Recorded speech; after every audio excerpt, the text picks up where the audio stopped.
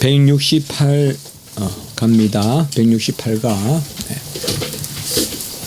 죄의 경중이다 이렇게 제목을 잡아봤습니다. 죄의 경중.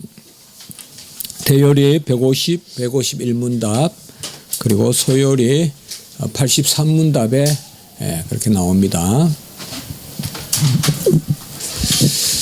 우리가 죄의 싹은 사망이다 이렇게 이야기할 때 죄는 그 여함을 불문하고 다 이제 사망입니다. 그래서 우리가 뭐 더 큰 죄다 작은 죄다 로마 캐톨릭은 대죄다 소죄다라고 해서 좀 쉬운 것을 어기면 대죄고 어려운 것을 어기면 소죄고 그게 이제 로마 캐톨릭의 개념이 있어요.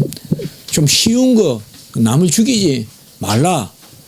그야말로 남을 생명을 해치지 말라. 이런 것은 당연히 안 해야 되니까 그거는 어기면 대죄고 그리고 원수를 내 몸과 같이 사랑하라. 이런 건 하기 어려우니까 원수를 내 몸과 같이 어떻게 사랑하냐. 그건 어기면 소죄고 그래서 대죄 소죄 이렇게 로마 캐톨릭은 나눕니다. 그래서 소죄는 뭐 어떤 것은 연옥 가고 지옥은 안 가고 또 어떤 사람은 소죄도 다 지켜야 되고 대죄는 안 지켜도 되고 그 이제 가톨릭 로마 가톨릭의 수도사들 또 사제들 이런 사람들은 소죄도 지켜야 돼요. 원수를 내 몸과 같이도 지켜야 되고 제10계명 탐심을 갖지 말라 이런 것도 지켜야 돼요. 그 로마 캐톨릭 항상 계급이 있어요. 계급이 있어가지고 높은 수준에 있는 사람은 더 많이 지키고 더 많이 복받고 그리고 낮은 곳에 있는 사람은 좀 덜 지키고 그 정도 수준에서만 지키고 그래서 대죄니 소죄니 죽음에 이르는 죄니 뭐 그렇지 않은 죄니 나누지만 우리는 분명히 알다시피 모든 죄가 다 사망에 이릅니다. 또 다 지키다가 하나만 못 지켜도 사망에 이릅니다. 확률이 문제가 아니에요. 있고 없고의 문제거든요. 죄는. 또 무슨 죄가 문제는 안 돼요. 그러면 우리가 금방 질문을 던져볼 수 있어요. 모든 죄가 다 사망인데 그럼 죄에는 경중이 있느냐. 이것은 또 말하면 선에도 경중이 있느냐. 선은 분명히 경중이 있단 말이에요. 상급의 개념이 있기 때문에. 그러면 죄는 다 죽는데 자, 이게 한 가지로 생각해 봅시다. 다 죽습니까? 지옥에서 살잖아요. 지옥에서 죽으면 다행인데 안 살잖아요. 안 죽잖아요. 영원히 불못에서 살아서 고통받잖아요. 자, 그렇게 봤을 때 죽는다. 죄의 싹은 사망이다라고 할 때 그 죽음은 여호와를 떠나는 거예요. 다시 여호와께 돌아올 가능성이 없는 거, 그게 죽음이에요. 그 여호와를 떠나는 거예요. 탕자는 일시적으로 어떻게 보면 죽음의 상황 가운데 있었지만 그건 하나님의 약속의 자녀이기 때문에 결국은 다시 집으로 돌아오는 그 자녀가 되는 그건 이제 영생인데 그렇게 봤을 때는 우리가 영원한 형벌은 사망인데 그 사망은 육체적 사망이라기보다 영적 사망. 그 육체적 사망은 당연히 있고 우리가 이 세상에서 영적 사망 혹은 영혼의 사망 이것은 이제 하나님과 멀어지는 거고 그리고 영원한 형벌 가운데 있는 사망이에요. 이제 이렇게 보면 그 형벌에도 경중이 있다라고 볼 수가 있는 거예요. 더 고통이 심한 그러한 형벌이 있고 다 사망이지만은 쏘는 거다. 여러분들 다 쏜다는 게 뭐 우리가 뭐 쏘는 건 쏘겠지 하지만은 팍 쏘는 건 정말 고통스럽거든요. 그 사망에 쏘는 것 이렇게 이야기하는데 자, 죄의 경중은 과연 있느냐? 죄의 싹은 사망으로서 동일해요. 그러나 죄에도 경중이 있어요. 그래서 죄에 따른 형벌을 크게 보면 사망이지만 그 형벌의 고통 또 양 이런 것을 우리가 논할 수 있단 말이에요. 경중을요. 그래서 먼저 한번 읽어보시면 뭐 어떤 큰 신학적인 내용이라보다 우리가 이런 말씀을 통해서 이런 걸 살펴봐야 되는데요. 한번 같이 읽어보겠습니다. 시작. 번제하는 사람들의 어떠함과 피해를 입은 당사자가 누구인가와 그때의 장소와 여건과 그 성격과 특성 때문에 어떤 죄는 다른 죄보다 중하다. 뭐 물론 앞에 쭉 나열한 것은 우리 여러분들께서 너무 한 가지 세세하게 생각하실 필요는 없어요. 그러나 범죄하는 사람들의 어떠함과 이것은 고의로 짓느냐 가실로 짓느냐 또 그런 것도 경중이 있을 수 있어요. 예. 경중이 있을 수 있고 또 어떤 상황에서 짓느냐 이런 것도 우리가 생각해 볼 수가 있어요. 그러니까 이제 조금 이따 우리가 말씀을 좀 보겠지만은 특별히 당사자가 누구인가, 피해를 입은 당사자가 누구인가 이런 것도 또 문제가 될 수 있어요. 특별히 우리가 주의 성도들에게 믿는 자들에게 잘하라 그랬고 또 가르치는 자를 배나 존경할 자로 알라라고 했고 이런 것들은 그만큼 말씀이 있는 만큼 또 부모를 공경하라 했고 이런 것들은 특별히 피해를 입은 당사자가 누구인가에 따라서 또 죄의 경중이 대해줄 수 있어요. 하나님께서 특별히 믿는 성도들에게 잘하라 또 특별히 부모에게 잘하라 이런 것들은 피해를 입은 당사자가 누구인가 또 그 피해를 입은 당사자가 직접적으로 하나님에 관계되는 또 하나님을 찬남하게 이끄는 이런 것도 또 죄가 크도다라고 또 이렇게도 말하고 있어요. 또 때와 장소와 여건과 성격과 특성 이런 여러 가지 죄를 구별해서 그 경중을 말하는 그러한 경우가 있습니다. 물론 우리는 어떤 죄든 다 사망에 이릅니다. 다 사망에 이르는데 그 죄로부터 구원받을 길은 오직 예수 그리스도의 공로 의밖에 없죠. 그래서 뭐 우리가 할 수 있어서 어떤 것은 내가 스스로 이길 수 있어서 한 계명도 우리는 그렇게 할 수 없어요. 모든 계명은 다 마음과 뜻과 정성과 목숨과 생명과 전심으로 중심을 보기 때문에 어떤 것도 우리는 완벽하게 다 지킬 수 없어요. 뭐 4계명, 3계명, 1계명, 2계명, 10계명, 5계명 무슨 계명이든지 간에 우리가 또 10계명은 넓게 해석하라고 우리가 계속 봤잖아요. 지지난 주까지 10계명을 한 계명씩 봤잖아요. 그렇기 때문에 사실상 또다시 말씀을 드리지만은 계명을 다 지킬 수 없어요. 그렇다고 해서 계명을 우리가 좁히는 것이 은혜가 아니에요. 하나님의 명령을 좁히는 것이 은혜가 아니에요. 명령은 다 지킬 수 없지만 그러면 뭐냐? 그 명령에 따르는 약속을 우리가 누리면 되는 거예요. 그래서 구하여야 되고 그래서 죄가 더한 곳에 은혜가 더하고 명령하시는 분이 친히 이루시고 그런 것을 우리는 누누이 나누었습니다. 그렇기 때문에 이러한 것들을 볼 때 우리는 너무 부정적으로 보지 말고 우리는 다 선택받은 자녀들, 택함받은 자녀들이기 때문에 지옥 형벌을 무슨 두려워하거나 그럴 필요가 없어요. 우리는 회복되고 오늘 아침에 말씀도 그러했듯이 빚이 없어요. 우리는 빚이 없는데 스스로 감사해서 빚진 자인데 그건 빚이 아니에요. 사실 우리 자신을 온전하게 하는 것이거든요.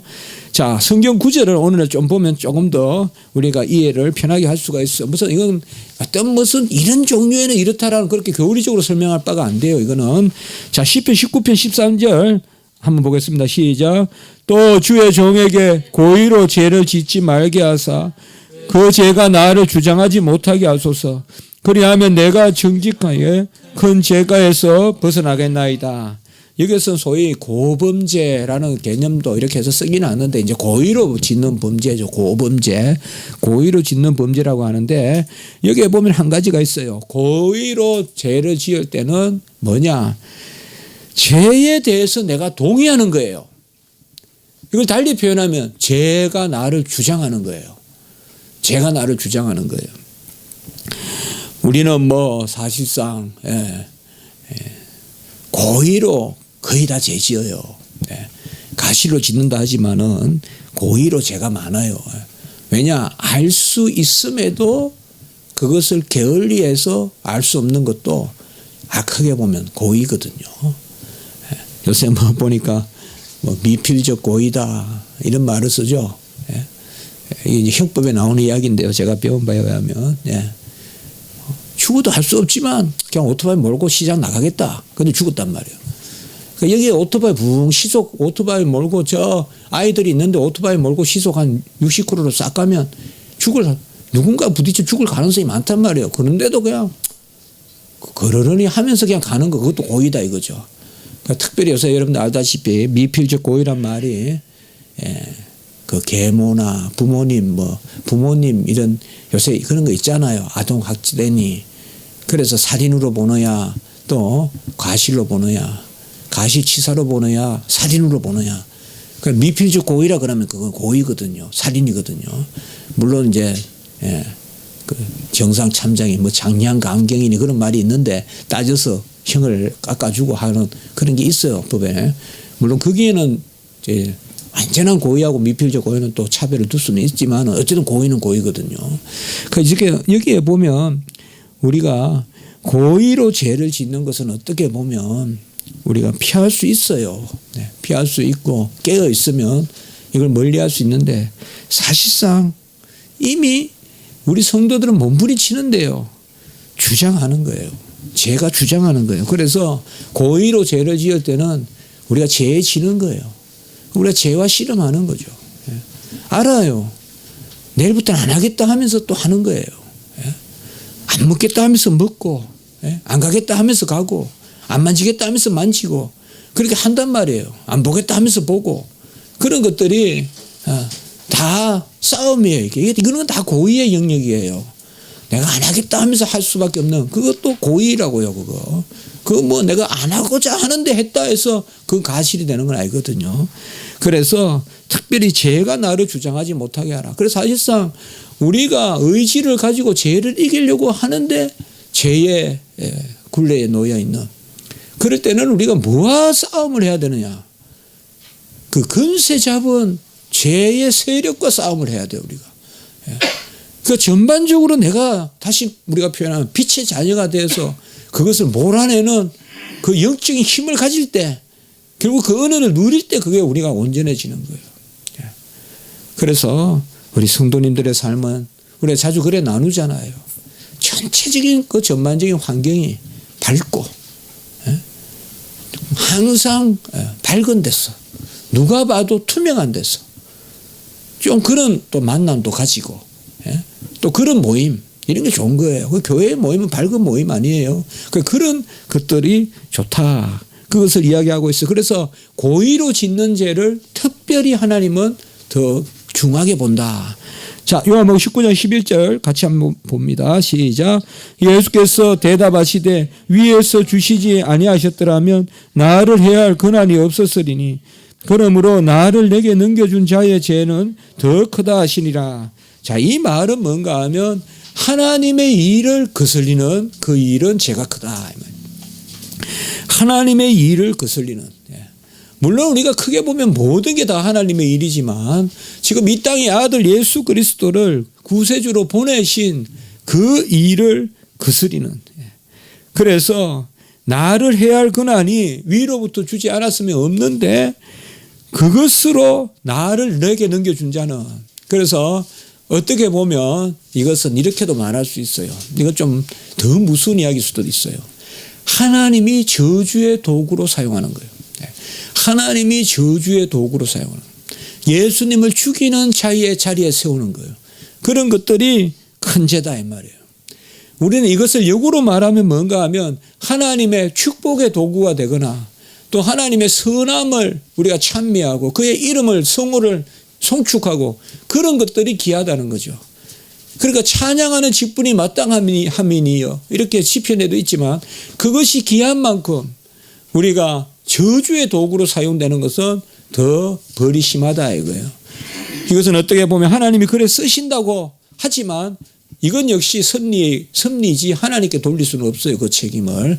그래서 우리가 이걸 잘 알아야 돼요. 악한 도구라도 내가 하나님께 사용돼서 이거 아니라고요. 가야바는 그렇게 이야기했어요. 한 사람이 죽어서 모든 백성을 살리는 것이 좋다. 어떻게 보면 대속의 원리를 가야바 대사장이 이야기했어요. 그러나 그 대제사장은 뭐예요? 하나님의 뜻을 이루지만 악한 도구로 사용되는 거예요. 그걸 우리가 잘 아셔야 돼요. 내가 무슨 어항에 미꾸라지 같이 돼서 미꾸라지가 어항에 한 마리 넣어놓으면 메기를 한 마리 넣어놓는가 하면 붕어가 훨씬 잘 움직여서 붕어가 살도 안 찌고 또 빛깔도 좋고 그렇다 그러잖아요. 한마디로 해치는 걸 한 마리 집어넣으면 팍 간다잖아요. 그런 거로 또 사용되면 안 돼요. 우리는. 그런 게 있을 수 있어요. 뭐 나 때문에 그래도 우리가 은혜를 받지 않냐. 그렇다고 내가 죄를 짓는 도구가 돼서는 안 된다. 하나님의 선한 도구로 사용돼야 됩니다. 그런 것을 특별히 또 중하다고 하고 있어요. 또 마태복음 11장 24절 같이 시작. 내가 너희에게 이르노니 심판날에 소돔 땅이 너보다 견디기 쉬우리라 하시니라. 자, 이것도 아까 그 말씀이에요. 소돔은 우리가 유황불이 내리고 다 죽었잖아요. 고통이 심하죠. 흑암의 고통도 있고요. 이것도 마찬가지예요. 견디기 쉬우리라. 그럼 쉽고 어렵다는 개념이 있죠.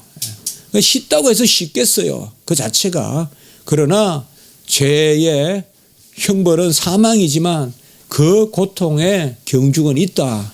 그렇게 우리가 말하면 됩니다. 그것이 뭔가에 대해서 말할 수 없어요. 그것이 뭔가에 대해서 말할 수 없어요. 우리가 사실상 뭐가 더 고통스럽다 하지만 그거 말할 수 잘 없잖아요. 잘 없잖아요. 발톱을 찌르면 아픈지 손톱을 찌르면 아픈지 잘 모르잖아요, 우리는.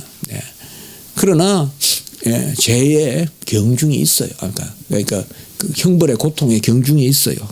자, 히브리서 12장 29절 같이 있으면 시작. 하물며 하나님의 아들을 짓밟고 자기를 거룩하게 한 언약의 피를 부정한 것으로 여기고 은혜의 성령을 욕되게 하는 자가 당연히 받을 형벌은 얼마나 더 무겁겠느냐 너희는 생각하라. 이렇게 말했어요. 가장 중요한 것은 보혜사 성령을 거역하는 것입니다. 보혜사 성령. 성령 해방죄가 뭐냐? 무슨 아나니아 삽비라 같이 하나님 앞에 헌금을 제대로 안 하는 거 그게 성령 해방죄다. 그렇게 이야기하는 건 그거는 제가 봐서는 맞지 않아요. 무슨 제목을 들어서 성령 해방죄다 그렇게 볼 일이 없어요. 내 안에 성령의 감화와 감동이 있음에도 그것을 부정하는 거죠. 그것을 그 자체를 부정하는 그것이 성령 해방죄예요. 사실상 엄밀히 우리가 귀 기울이면 하나님은 우리에게 네가 지거라, 네가 회개하거라, 네가 돌이키거라, 네가 다시금 일어서거라. 너 그렇게 끝까지 독하게 굴지 말고 너무 그렇게 모질게 굴지 말고 네가 온유하거라. 그런 것을 우리에게 가르쳐 주세요. 그때 그걸 딱 캐치하는 게 그게 복의 길이에요. 그걸 넘어서서 내 버릇대로 해보려고 하고 그걸 넘어서서 이 경우만큼 나는 이런 케이스는 나는 안 돼. 이런 말 우리는 절대 하면 안 돼, 성도님들. 나는 이런 경우는 못 참아. 이런 건 없어요, 우리 성도들은. 그런 거 있으면 안 돼요, 여러분들. 옛날에 무슨 영화를 하나 보니까 이제 그것도 까먹은 키 작은 사람이 있었는데 꼭 무슨 별명을 이야기하면 그 사람은 화를 내요. 그런 영화가 있었어요, 옛날에. 다른 건 다 참는데 그건 못 참는다 이거예요. 우리는 그런 것도 없어요. 그러니까 성도들은 여기에서 그렇게 이야기를 하고 있어요. 성령이 우리 안에 있기 때문에 성령의 호소가 있어요. 또 달리 말하면 성령의 호소에 틈을 줄 아는 사람이 지혜로운 사람이에요. 분명히 성령의 호소에 이 시간을 두고 일을 결정하고 그게 지혜로운 사람이에요. 그러니까 확 몰아치듯이 결정하면 절대 급하게 결정하지 마시고 우리 성도님들은 성령의 내 속의 속삭이는 아무리 이게 그렇다 해도 가급적이면 그날 밤을 넘기면서 기도해보고 그 다음날 결정하는 이런 것들이 성도가 지혜로운 거예요. 아무리 그 자리에서 해서 즉시 이 자리에서 그냥 끝을 낸다. 그래야 된다라는 경우에도 어쨌든 우리는 1초라도 기도의 틈을 가지는 그게 우리를 완전히 뒤바꿔 놓을 수 있어요. 꼭 그런 게 있어요. 글 쓸 때 보면 그렇더라고요. 몰아치듯이 쓰는 것보다 한 번 쓰고 한 일주일 후에 한 번 더 보고 이렇게 쓰는 게 지혜롭더라고요. 마찬가지 우리가 행동할 때도 확 몰아쳐서 뭘 하면 될 것 같아도 그게 간혹은 그래야 크게 한다 할 걸 몰라도 비록 그래 한다 하더라도 시간적으로 틈틈이 우리는 그 중간중간에 성령의 음성을 들을 그 인터벌을 가져야 지혜롭게 절대 우리의 육체의 소욕으로 최선의 답을 낼 수 없다는 걸 아셔야 돼요. 기도하면 분명히 다른 답이 존재하고 있다는 것을 생각해야 돼요, 여러분들. 그 생각해야 돼요. 덥석 항상 옳다고 하다가 많이 틀려요. 이번에 저도 책 표지 틀린 게 없다고 했는데 마지막 날 보니까 틀리더라고요. 주격을 소유격을 주격으로 써놨더라고요. 항상 그렇다니까요, 사람은. 예. 뭔가 이게 완벽한 것 같아도 틀릴 때가 있어요. 그러니까 분명히 할 것은 우리가 성령이 속삭일 시간을 주라. 그게 지혜로운 거예요. 그 인터벌을 가지려고 하는 노력을 해야 돼요, 우리가. 꼭 그 시간을 가져야 돼요. 잠깐만 있어 보세요 하고 1분이라도 기도하면서 결정을 해 나가는 것. 그런 것들이 성령 해방을 막는 그런 지혜로운 것이다. 오늘 좀 시간이 갔는데요. 여기까지만 하겠습니다.